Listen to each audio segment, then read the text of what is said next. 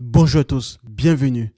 Le titre de cet audio est Impossibilité pour la communauté noire de se relever dans la diaspora.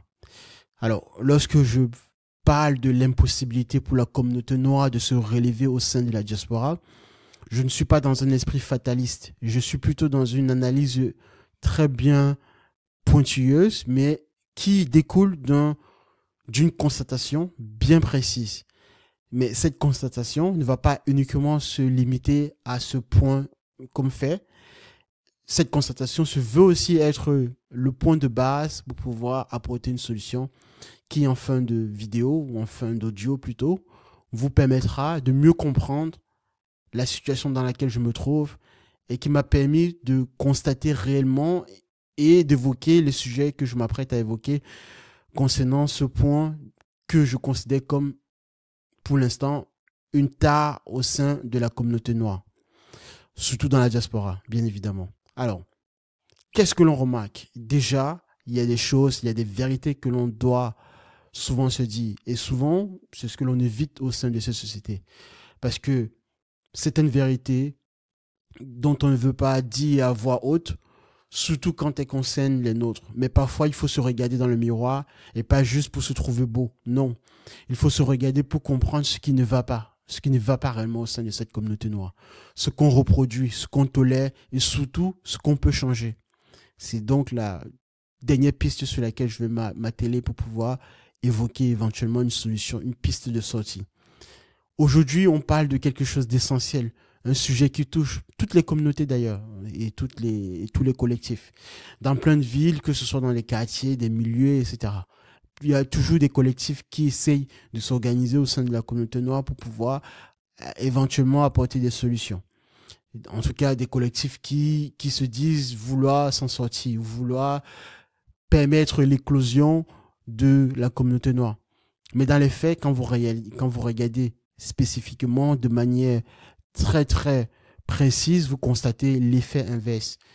Ces communautés ou ces collectifs en général font l'inverse de ce qui est réellement promu.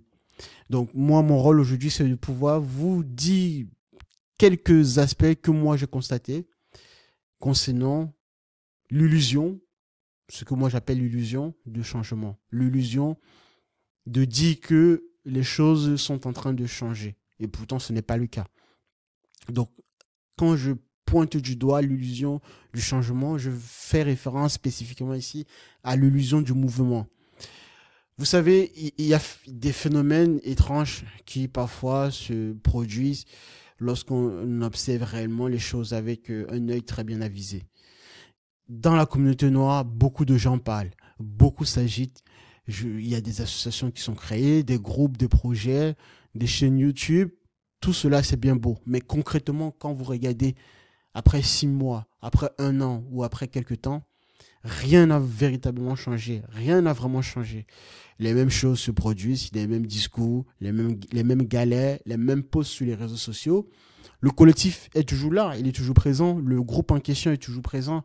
Mais concrètement, il n'y a rien en sortie. Il n'y a rien comme élément tangible en sortie pour pouvoir donner sensation ou permettre une vision qui irait à l'étape N+1.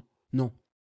On est toujours resté à la même étape, mais ce qui a changé, entre guillemets, c'est l'illusion du changement. Donc, c'est cette manière de s'agiter, de répéter les mêmes discours sur les réseaux sociaux, notamment sur des mêmes thématiques. Je vous donne un exemple très concret, mais vous pourrez l'appliquer et vous-même constater que cela se produit véritablement sur quasiment toutes les chaînes YouTube et toutes les chaînes de posts qui sont produits sur les réseaux sociaux. Vous avez les thématiques suivantes qui reviennent, les mêmes d'ailleurs. Et les thématiques concernant les relations hommes-femmes, les thématiques concernant donc le sport, le divertissement, l'entertainment de manière globale. Vous avez des thématiques sur sur ce qu'on appelle la victimisation, tous azimuts. Je ne veux pas par là dire qu'il n'y a pas des raisons parfois de s'offusquer du racisme, etc. Non. Mais aujourd'hui, dans la communauté noire, au sein de cette communauté, il est très facile, très rapide, très, comment dirais-je, très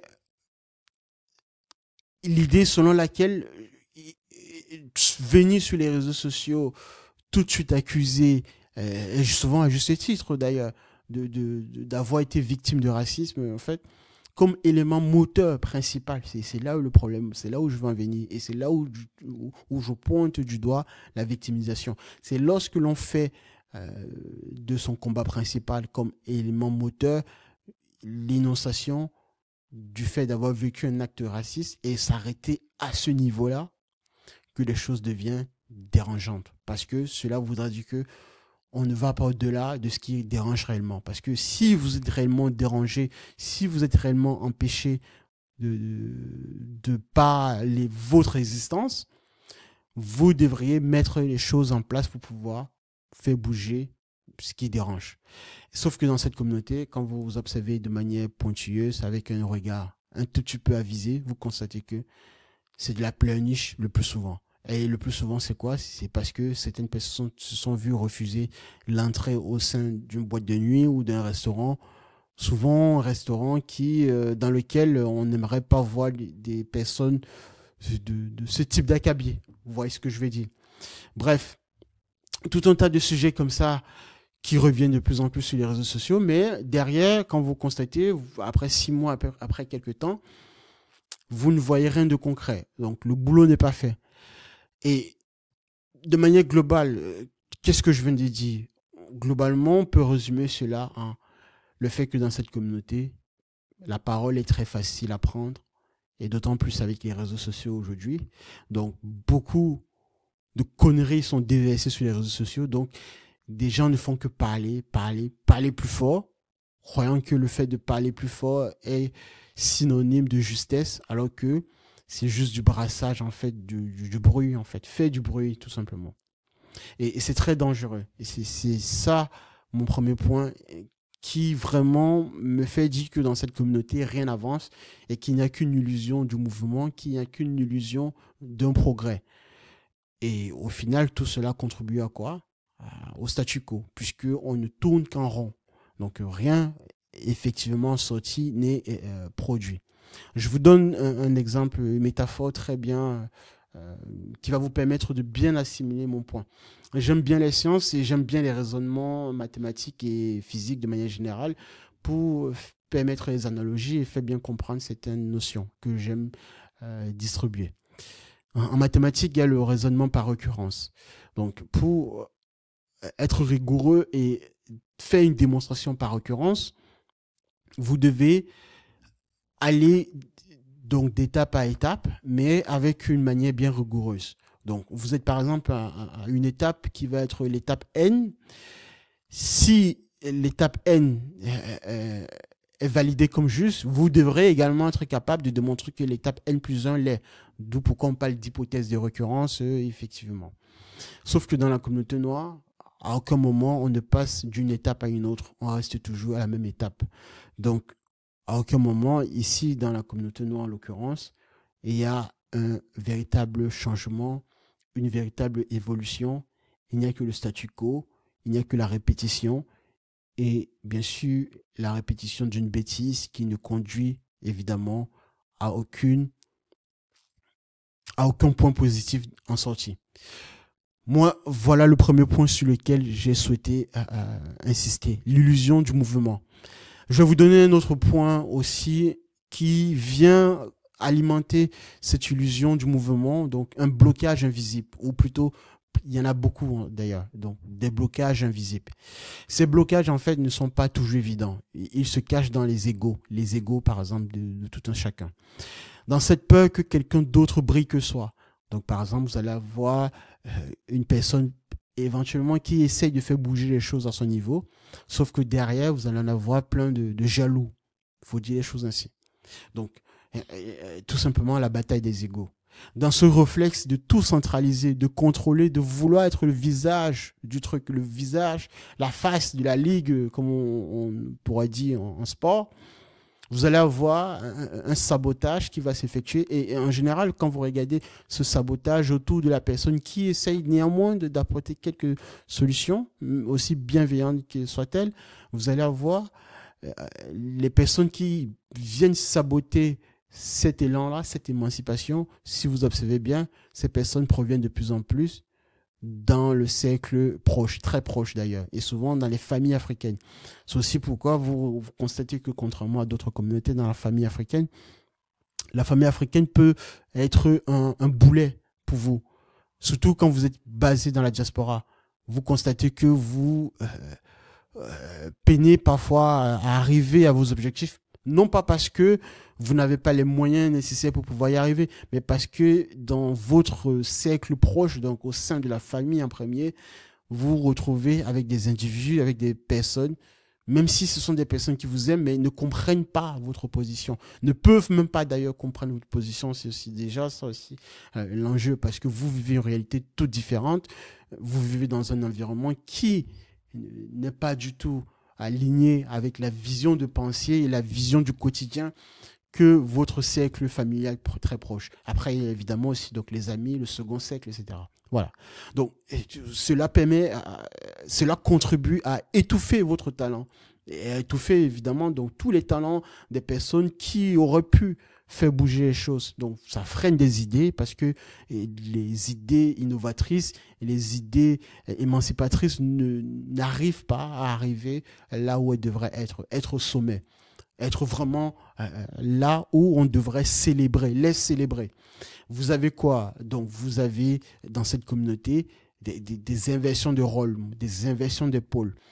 Là où dans certaines communautés, et quand vous regardez de manière historique dans l'histoire, aucune communauté dans le monde entier, quelle que soit l'époque, le temps et l'heure, ne peut se développer avec une communauté dans laquelle massivement et en priorité, en tête, est représentée par des footballeurs, des basketteurs, enfin des sportifs, des danseurs, ceux qui font de l'entertainment, ou des personnes qui sont toujours dans le frivole.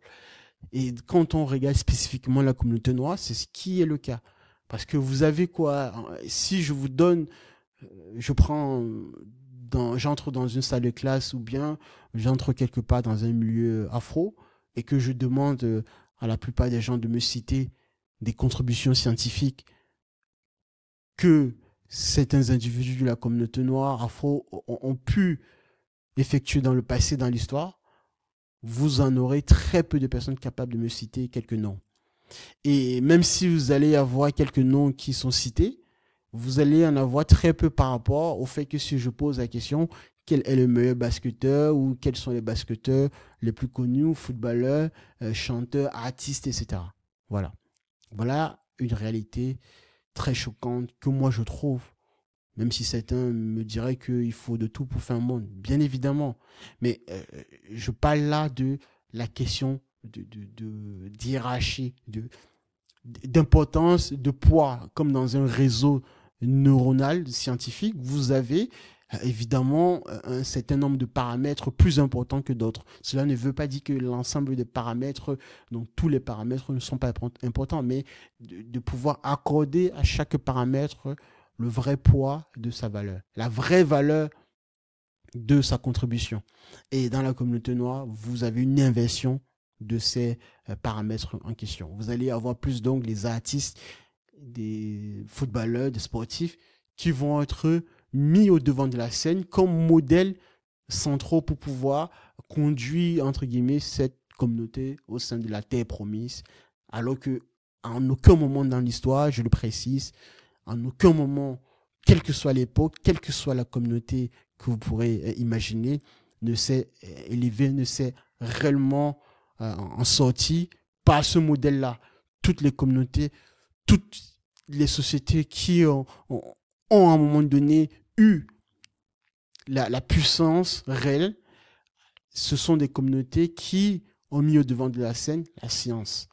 Les personnes qui ont apporté des vraies connaissances pratiques, des vraies connaissances scientifiques, mathématiques, physiques, etc., biologiques, qui après, maintenant, vont être le Big Bang qui va permettre justement l'émancipation de toutes les autres connaissances. Voilà le chemin nominal, le chemin normal par lequel toute une société s'organise, une société saine, bien évidemment. Sauf que dans la communauté noire, ce n'est pas le cas, et c'est ce que je constate le plus souvent. Et tout cela, de ce que je viens de citer, cela fait en sorte que dans cette communauté noire, il y a des débats à foison, des débats à la con, je le précise. Donc, on est toujours en train de ressasser le passé.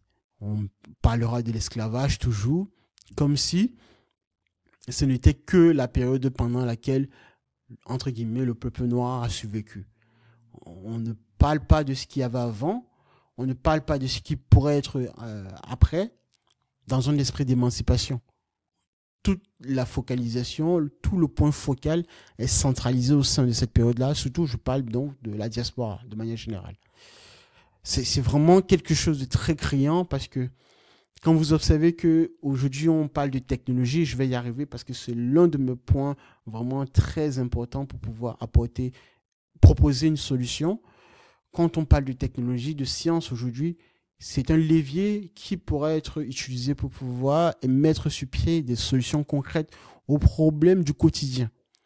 Sauf que, comme je vous ai dit précédemment, les sujets, donc des débats qui sont dans lesquels on retrouve le plus de membres de la communauté noire, donc relations hommes-femmes, le sport, la victimisation.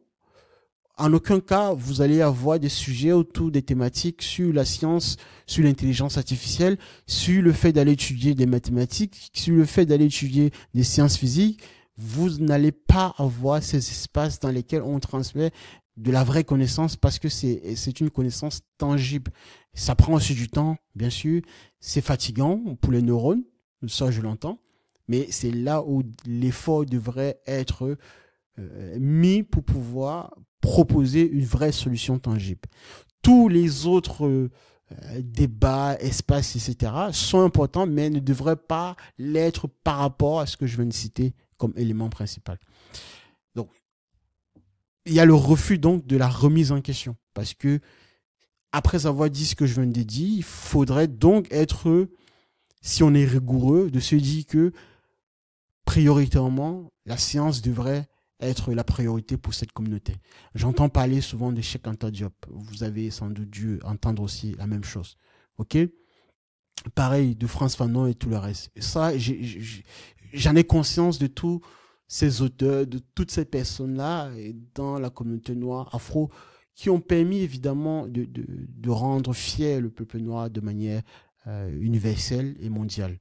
Sauf que si vous prenez ces individus-là, que ce soit les Malcolm X et Marcus Garvey, les Frantz Fanon et tout le reste, voilà, aujourd'hui, je pense que ces personnes-là regretteraient ou penseraient réellement qu'aujourd'hui, la communauté afro dans la diaspora, de manière générale, est une communauté qui ne fait pas réellement le combat, qui ne poursuit pas le combat qui a été lancé dès le départ, en fait, qui a été engagé par ces mêmes personnes-là en question.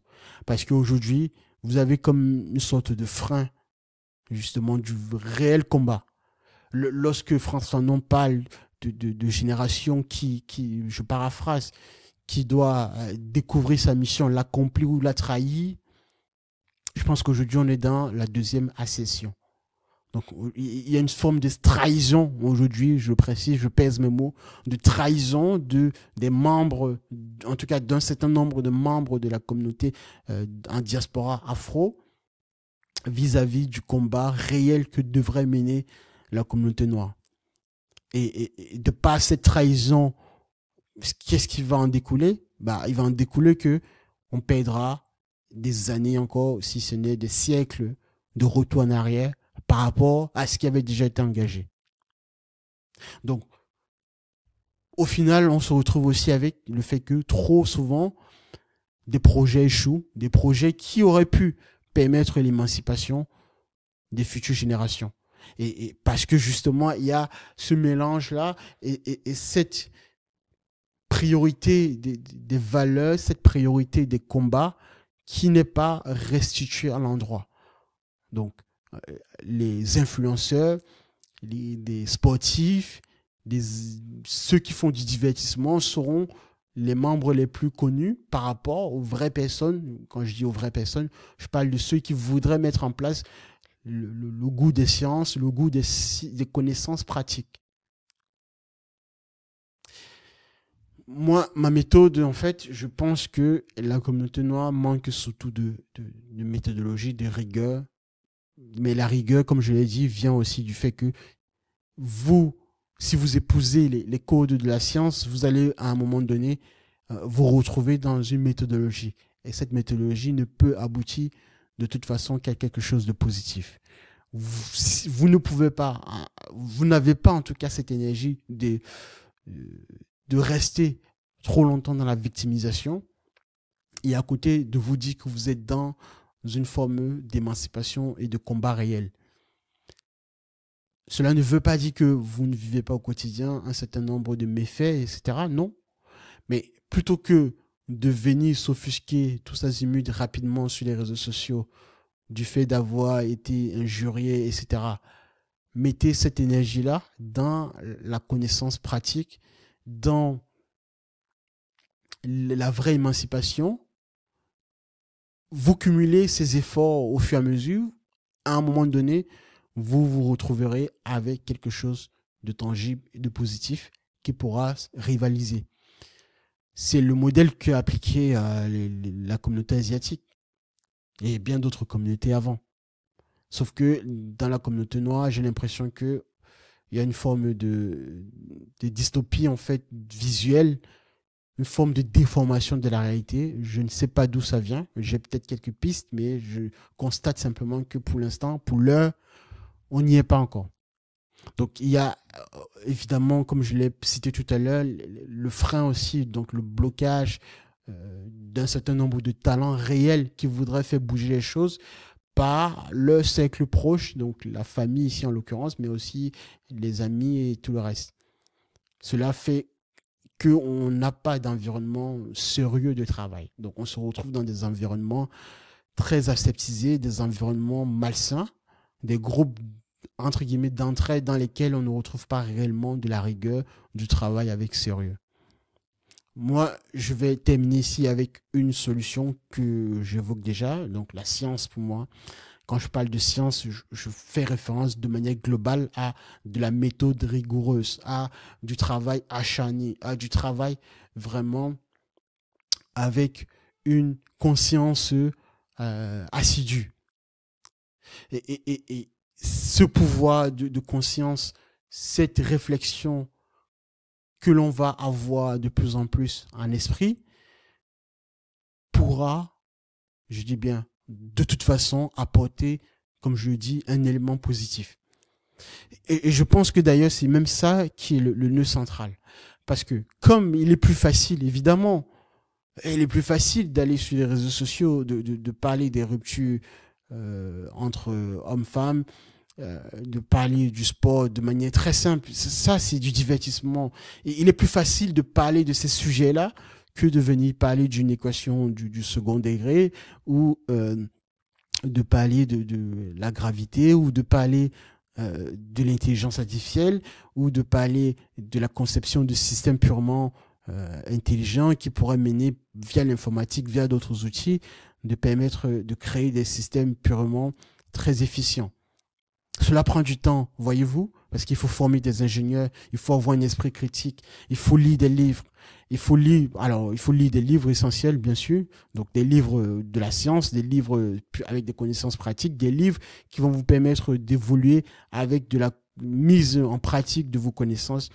Tout cela prend du temps, contrairement à tous les sujets dans lesquels il suffit simplement de prendre sa caméra et d'allumer son téléphone et de se dire, c'est quoi déjà le terme love coach? C'est du bullshit job en fait. De proposer des formations à la con, des formations dans lesquelles, in fine en sortie, il n'y a rien d'élément de collectif. Il n'y a rien qui pourra être dit, bon, voilà, avec cette connaissance, le collectif, la communauté afro pourra s'élever. On est plutôt dans un esprit, le moi-je, etc. Tout simplement l'ego. Et donc, on oublie cette fois-ci donc la question réelle du vrai pouvoir, donc l'émancipation comme outil. Mais derrière, avec une prise de conscience autour de ce qui pourrait réellement faire bouger les choses, la science, la connaissance pratique. Quand je parle de science, je parle de connaissance pratique. Je parle de connaissance tangible. Je parle de quelque chose qui peut être réellement être visible. Je veux bien qu'on me parle de spiritualité, du monde invisible et tout le reste, de tradition, c'est bien. Je ne remets pas tout cela en cause. Ça fait partie même d'ailleurs de ce que je peux mettre en avant comme la constitution d'un être, en fait. Plein de philosophies, de théories, etc. On a étudié la question, mais néanmoins, vous ne pourrez pas vous arrêter à ce niveau-là. Déjà, même ce niveau-là au sein de la communauté noire n'est pas toujours bien fait, mais néanmoins, vous ne pourrez pas que vous arrêter à ce niveau. Il faut aller plus loin et proposer, de résoudre. Quand je parle de proposer, c'est parce qu'il faut résoudre les problèmes du quotidien. Quand vous avez encore des personnes qui ne sont pas capables de pouvoir réellement articuler un discours avec une méthodologie rigoureuse, qui ne sont pas capables de proposer un raisonnement logique, qui ne sont pas capables de faire des classes scientifiques, d'aller vraiment au niveau de l'excellence, mais l'excellence pour l'émancipation du collectif général, proposer des éléments de sortie qui pourraient faire avancer la masse. Quand vous n'avez pas ces personnes, ce type d'individus, vous ne pourrez pas vous qualifier de communauté forte, ou bien vous ne pourrez jamais y être au point culminant de sortie qui pourrait vous mettre réellement en avant. Donc, regardez autour de vous, vous allez constater que je viens de citer clairement la plupart des problèmes au sein de la communauté noire. Et ça, je suis un peu allé très vite, mais néanmoins, je pense que le cœur du sujet se trouve à ce niveau. Donc, il n'y a pas de hasard si demain, on voudrait s'en sortir. Il n'y aura pas de hasard si demain, les choses bougent. Les choses ne vont bouger que le jour où un certain nombre d'individus au sein de la communauté noire, une masse critique aura décidé de réellement faire bouger les choses, de réellement aura compris que pour faire bouger les choses, il faudra s'investir dans la connaissance pratique, que ce soit en économie et tout le reste. Donc la connaissance pratique parce que c'est la connaissance utile. Investissez dans la connaissance pratique, dans la connaissance utile. Faites des séances dures, c'est très important pour pouvoir ne pas vous faire manipuler par des pseudo-influenceurs ou par des pseudo-formateurs d'ailleurs qui voudraient vous vendre des formations qui ne vous apporteront rien. D'accord? Ayez un jugement très critique. Ayez toujours à l'esprit une critique du discours de quel que soit l'interlocuteur qui est en face de vous. Donc, avoir une méthode tout simplement rigoureuse. Donc, je vais vraiment terminer ici avec le fait de dire il faut tout simplement reprendre goût au savoir. Reprendre goût au savoir, il est temps de croire que la science, c'est pour les autres, en fait. La science, c'est pour tout le monde. Aujourd'hui, on parle d'intelligence artificielle. Pourquoi, au sein de la communauté noire, n'y a-t-il pas, à ce moment précis où je vous parle, par exemple, une application très concrète des LLM, les grands modèles de langage, les Large Language Models. Donc, l'IA génératif à travers la génération d'un texte, par exemple. Je généralise cela bien sûr à d'autres IA génératifs, mais je vous donne un exemple. Vous avez eu OpenAI qui a sorti ChatGPT, l'un de ces assistants conversationnels très puissants. Quelques mois après, vous avez eu les Chinois qui ont réussi à prendre le code source et tuner ce code pour pouvoir sortir DeepSeek. Voilà un exemple d'application, de se saisir du goût du savoir scientifique, du goût de la connaissance pratique, du goût du savoir utile pour pouvoir produire un élément de sortie qui bénéficie de toute façon à la communauté déjà asiatique, chinoise en l'occurrence, mais au monde, au reste du monde entier. Parce que le but, c'est d'aller du particulier à l'universel. quand je fais cette vidéo ou cet audio, ce n'est pas uniquement, même si dans un premier temps, je m'adresse aux membres prioritairement de la communauté afro, mais je parle également aussi à tout un chacun, quel que soit l'homme ou la femme qui écoute actuellement ce message, c'est de pouvoir m'adresser à quelqu'un tout simplement qui a un esprit critique, qui a une connaissance logique, qui a un discours de logique tout simplement. Et la connaissance ici, quand je regarde le monde afro, je ne constate pas ça. Je vois des vidéos ou des audios ou des discours ou des panels dans lesquels le sujet tourne autour du frivole, tourne autour de l'amusement. Et c'est d'autant plus cela qui fait dommage parce que dans un monde dans lequel on est déjà en retard, il n'y a pas, j'aurais dit même on n'a pas le luxe de faire ce genre de choses. Bref, toujours est-il que c'est un fait que je constate. Je ne peux rien y faire jusqu'à présent, mais je ne fais que apporter ma pierre à l'édifice. En tout cas, pour le moins, j'essaye à ma manière. Alors, donc il faut reprendre goût à l'apprentissage, tester et comprendre. On teste, donc on comprend, on itère. D'accord? Voilà ce que je pouvais dire autour de ce sujet.